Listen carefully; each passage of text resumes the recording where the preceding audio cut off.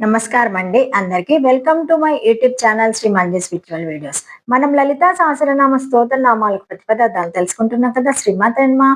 కానీ అంతకంటే ముందుగా మీరు గనక చేయవలసిన పని ఏంటి అంటే, ముందుగా ఒక హైప్ ఇవ్వండి, లైక్ చేయండి, కామెంట్ పెట్టండి, సబ్స్క్రైబ్ చేసుకోండి. నచ్చితే చేసుకోండి, లేకపోతే లేదండి. ఓకే, ఇంకా వీడియోలోకి వెళ్ళిపోదాము. శ్రీమాత్రే నమః.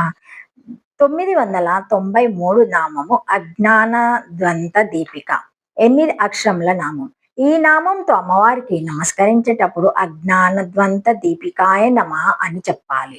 అజ్ఞానము లేదా అవిద్య అనేది ద్వంత గాఢంధకారమునకు దీపిక కలిక వంటిది.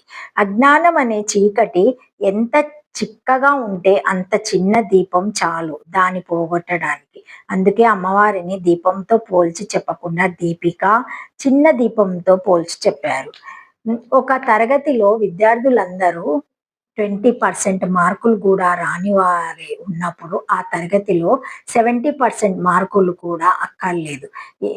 50% మార్కులు తెచ్చుకున్న ఒక విద్యార్థి ఉన్నా చాలు ప్రశంసలు పొందడానికి, ప్రైజులు తెచ్చుకోవడానికి. కృతయుగంలో ఎన్నో పూజలు పుణ్యాలు చేస్తే గాని మోక్షం రానిది పాపాల పుట్టగాను పాషండుల గుట్టగాను ఉన్న కలియుగంలో దైవనామ స్మరణ కీర్తనము చేసినా చాలు మోక్షం వస్తుంది. అంటే దుర్లక్షణము ఎంత ఎక్కువగా ఉంటే సలక్షణము అంత చిన్నది ఉన్నా చాలు రాణించడానికి అని అర్థం. ఏది వస్తే మళ్ళీ తిరిగి అజ్ఞానంలో పడమో అదే జ్ఞానం. అజ్ఞానాంధకారులను పట్టాపంచలు చేయగల జ్ఞానజ్యోతి అని ఈ నామానికి అర్థము. శ్రీమాత్రే నమః. 994 నామము ఆబాల గోప విదిత. 8 అక్షరముల నామం. ఈ నామంతో అమ్మవారికి నమస్కరించేటప్పుడు ఆబాల గోప విదితాయ నమః అని చెప్పాలి. ఆబాల పిల్లల నుండి గోప గొల్లల దాకా విదిత తెలియబడుతున్నది. ఆబాల గోప అంటే ఆబాల గోపాలం అని ఒక అర్థం. అంటే అందరి చేత తెలియబడున్నది, అందరికీ తెలియబడున్నది అని అర్థం. ఎవరికైనా తల్లి తెలియకుండా ఉంటుందా? పసిపిల్లవాడి దగ్గర నుండి పరమాత్మ వరకు తల్లి లేకుండా ఉండరు, తల్లిని స్మరించకుండా ఉండరు. కాబట్టి అమ్మవారు ఆబాల గోప విదిత. కాలుష్యము చెందని స్వచ్ఛమైన మనసులకు ప్రతీకలుగా ఈ నామములో బాల గోప పదాలు వాడబడ్డాయి. అంటే వీరివి స్ఫటిక స్వచ్ఛత ఉండి వ్యర్థ తర్కం చేత కాలుష్యం కాని మనసుల మాట. గోవు ఎంత సాధు స్వభావం కలిగి ఉంటుందో సాధారణంగా గోవులను కాచే గొల్ల పిల్లలు కూడా అంత సాధువులుగా అమాయకంగా ఉంటారని ప్రతీతి. అందుచేతనే వారిని వెర్రిగొల్లలు అంటారు.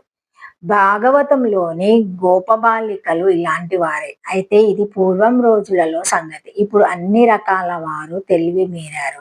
పిల్లలు గొల్లలు వంటి వారి స్వచ్ఛమైన మనసులచే తెలియబడుతున్నది అని ఈ నామానికి ఇంకో అర్థం కూడా ఉంది.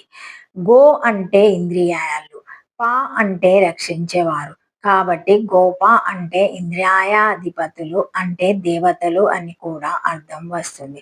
భూమి మీద ఉండే పసిపిల్లల దగ్గర నుండి పైలోకాల్లో ఉండే దేవతల దాకా అందరి చేత కూడా తెలియబడేది అని ఇంకో అర్థం. బాలులు అంటే సనక, సనందన, సనత్కుమార, సనత్సుజాతులనే అర్థం చెప్పుకుంటే బ్రహ్మ మానస పుత్రులు, బ్రహ్మవేత్తలు, స్వచ్ఛమైన పిల్లలు, మనసు కలవారు అయిన ఆ సనకాది కుమారుల చేతను గో అంటే గోలలకు, పా అంటే పతులైన గోలాధిపతుల చేతను కూడా తెలియబడేది అని ఇంకో అర్థం.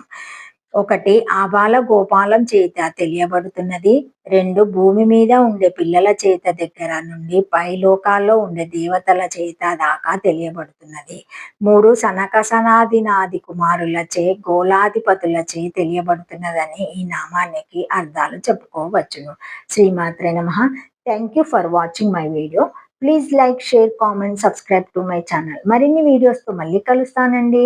ఈ వీడియో కనుక మొదటిసారి ఎవరైనా చూసి ఉంటే తప్పకుండా ఒక చిన్న లైక్ ఇవ్వండి ప్లీజ్. షేర్ చేయండి, నచ్చితే సబ్స్క్రైబ్ చేసుకోండి, కామెంట్ పెట్టండి, హైప్ పెట్టండి, అన్నీ పెట్టండి. సరేనండి, థ్యాంక్ యూ. శ్రీమాత్రే నమః. ఓం నమః శివాయ.